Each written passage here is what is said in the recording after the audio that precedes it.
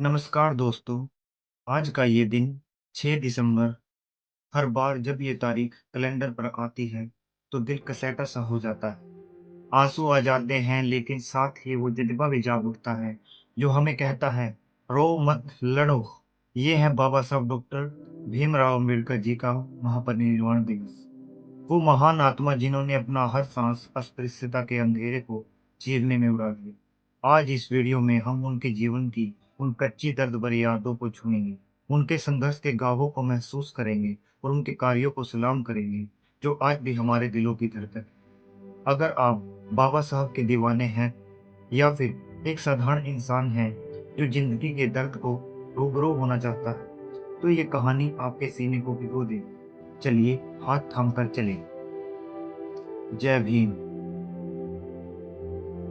दोस्तों, कल्पना कीजिए वो छोटा सा भीमराव 14 अप्रैल 1891, महू का वो साधारण घर जहाँ जन्मा एक ऐसा बच्चा जिसके पिता रामजी सूबेदार थे, लेकिन समाज ने उसे महार जाति का ठप्पा लगाकर कुचल दिया।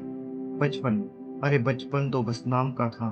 स्कूल में अलग बेंच पर बैठना, पानी छूने की हिम्मत न करना, वो अपमान की चुभन जो हर रात आंसू में बह जाती। लेकिन सुनिए, वो आंसू कभी कमजोरी नहीं बने, वो ईंधन बने। भीमराव ने पढ़ाई को अपनी माँ का आशीर्वाद मानकर मुंबई के एल्फिस्टन से ग्रेजुएशन, फिर अमेरिका की कोलंबिया यूनिवर्सिटी से एमए, पीएचडी लंदन में, बार एट लॉ।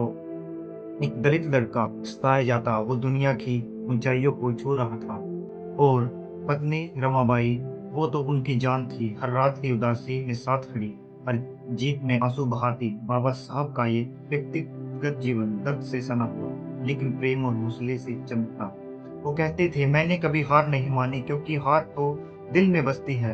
आज हम उनके जीवन के लिए रोएं और हौसले के लिए मुस्कुराएं। ओ दोस्तों, अगर जीवन एक किताब है तो बाबा साहब के संघर्ष उसके सबसे काले पन्ने हैं। 1927 महाड़ का सत्याग्रह, वो तालाब जहां दलितों को पीने का पानी भी नहीं दिया जाता था। पानी पीने का हक मांगने पर पत्थर बरसाए गए। भीमराव के चेहरे पर खून बहा लेकिन उसकी आंख में एक आग सुलगती रही, ये पानी मेरा हक है। ये चीख आज भी कानों में गूंजती है। और फिर 1930 का काला राम मंदिर, 5 साल का इंतजार, अपमान की बाढ़, लेकिन वो नहीं झुके। पूना पैक्ट में गांधी जी से वो समझौता, दिल टूटा लेकिन लाखों दलितों का भविष्य बचाया। राउंड टेबल कॉन्फ्रेंस में अकेले खड़े होकर ब्रिटिशों को ललकारा। और 1956 नागपुर, जब उन्होंने बौद्ध धर्म अपनाया तो लाखों आंसू बहाए गए, खुशी के, आजादी के। हर कदम पर धमकियां, साजिशें, लेकिन बाबा साहब का दिल वो तो पत्थर का था। उनका वो मंत्र, शिक्षित बनो, संगठित बनो, संघर्ष करो, ये तो बस शब्द नहीं, खून में रंगे हुए हैं। आज सोचिए, उनके दर्द को महसूस कीजिए और वादा कीजिए कि कभी नहीं झुकेंगे। अब जब हम उनके कार्यों की बात कर रहे हैं तो आंखें नम हो जाती हैं। 1947 स्वतंत्र भारत के पहले कानून मंत्री, लेकिन असली जादू भारतीय संविधान। 2 साल 11 महीने 18 दिन, रात दिन जागकर आंसू पोंछकर लिखा गया वो दस्तावेज। 26 नवंबर 1949 को जब वो अंतिम साइन किया तो पूरा हॉल सन्नाटे में था। समानता, न्याय, स्वतंत्रता, ये सब तो बस कागज पर नहीं, बाबा साहब के सीने के जख्मों से निकले। हर भारतीय, चाहे ऊंच नीच कोई हो, आज इनकी छांव में सांस लेता है। हिंदू कोड बिल से महिलाओं को ताकत दी, श्रमिकों के हक के लिए लड़े, रिजर्व बैंक की नींव रखी, शिक्षा पर उनका वो दर्द भरा संदेश।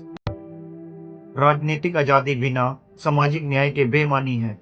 ये विरासत न सिर्फ दलितों की बल्कि पूरे भारत की धड़कन है। बाबा साहब, आपकी मेहनत ने हमें नया जन्म दिया है। हम कर्जदार हैं हमेशा आपके।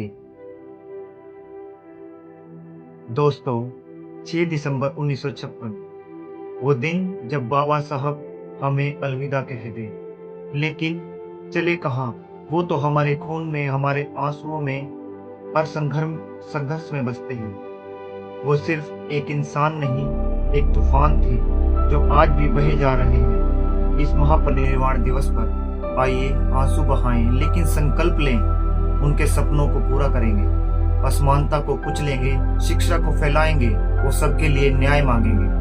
अगर ये कहानी आपके दिल को छू गई तो लाइक करें, शेयर करें और हमारे चैनल को सब्सक्राइब करें, ताकि ऐसी मोटिवेशनल कहानियां हम आपके सामने लाते रहें। जय भीम।